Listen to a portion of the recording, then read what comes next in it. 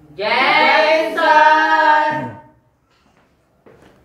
जय हिंद बच्चों, इस समय आप लोग भावना इंस्टीट्यूट के यूट्यूब चैनल से जुड़े हुए हैं और इस चैनल में मैं आप सबका स्वागत करता हूं। आज हम लोग class 9th mathematics Hindi medium NCERT book के 15th चैप्टर प्रायिकता यानी प्रोबेबिलिटी की प्रश्नावली 15.1 के क्वेश्चन नंबर 12 को देखने जा रहे हैं। आप सभी लोग बुक खोलें और क्वेश्चन नंबर 12 को देखें। देखिए, क्वेश्चन नंबर 12 में आपसे कहा जा रहा है प्रश्नावली 14.2 के प्रश्न 5 में ध्यान दीजिएगा। आप सबसे पहले आप अपने पेज को पलट करके प्रश्नावली 14.2 के प्रश्न नंबर 5 पे जाइए। इसमें दिया है आपसे 30 दिनों तक एक नगर के प्रति वायु में सल्फर डाइऑक्साइड की भाग प्रति मिलियन में सांद्रता से संबंधित एक बारंबारता बंटन बनाने के लिए कहा गया था। यानी यहाँ पर एक बारंबारता बंटन बनाया गया है जिससे वातावरण या पर्यावरण के प्रदूषण की जानकारी होती है कि किस दिन प्रदूषण कम है और किस दिन प्रदूषण अधिक है। इसकी जानकारी जो होती है वो एयर इंडेक्स क्वालिटी से पता चल जाती है।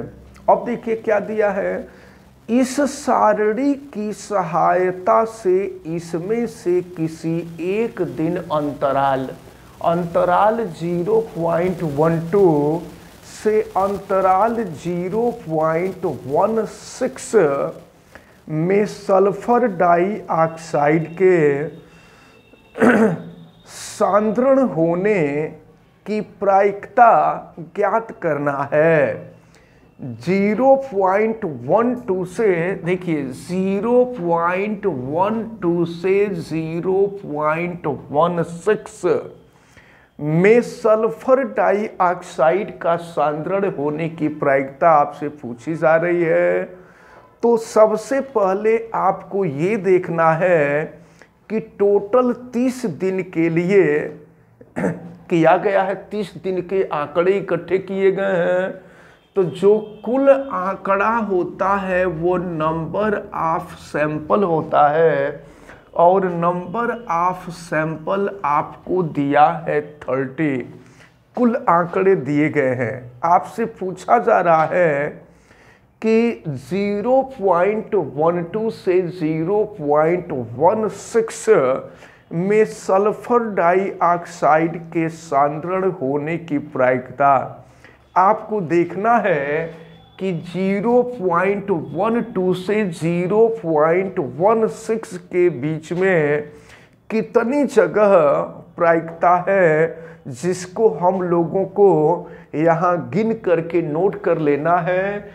तो गिन करके नोट करेंगे तो वो हो जाएगी अनुकूल परिस्थितियाँ।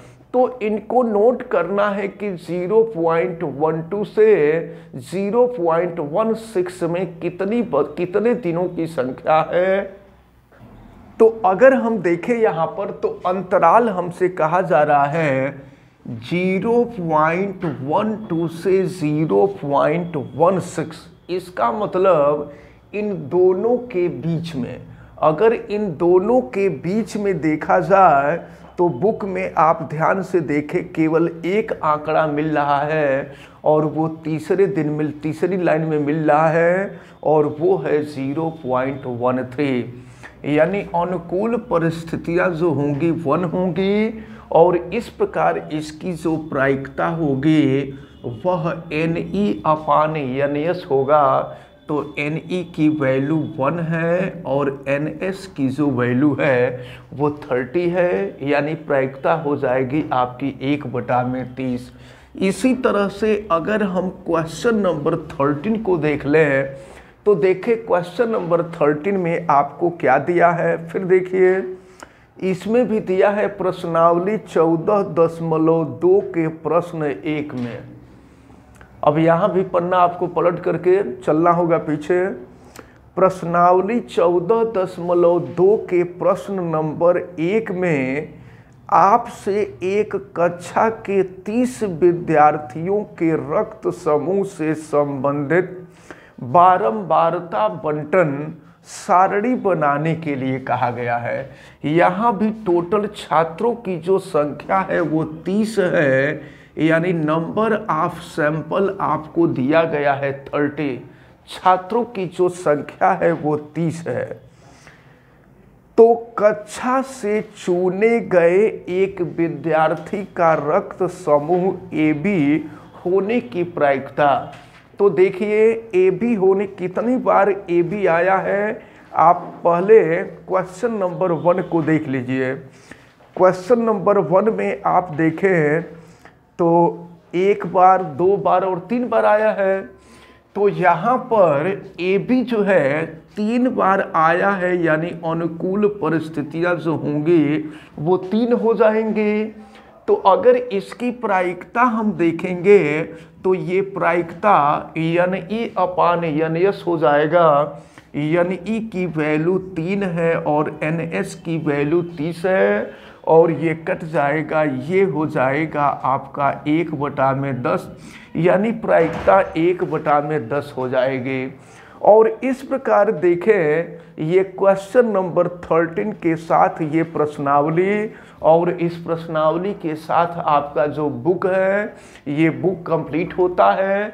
और अब हम लोग एग्ज़ाम का प्रिपरेशन करेंगे, यानी शुरू से जिन जिन चैप्टर को ईयरली एग्ज़ाम में पूछा जाएगा उनको हम लोग शुरू से और अंत तक विधिवत उसको तैयार करेंगे। फिलहाल हमें उम्मीद है कि आज जो क्वेश्चन बताए गए हैं ये दोनों क्वेश्चन बहुत छोटे छोटे क्वेश्चन थे, आपको अच्छी तरह से समझ में आए होंगे। आप वीडियो को लाइक ज़रूर कीजिएगा, और अगर आप चैनल पे नए हैं तो चैनल को सब्सक्राइब भी कर लीजिए, बेल आइकन को भी प्रेस करें।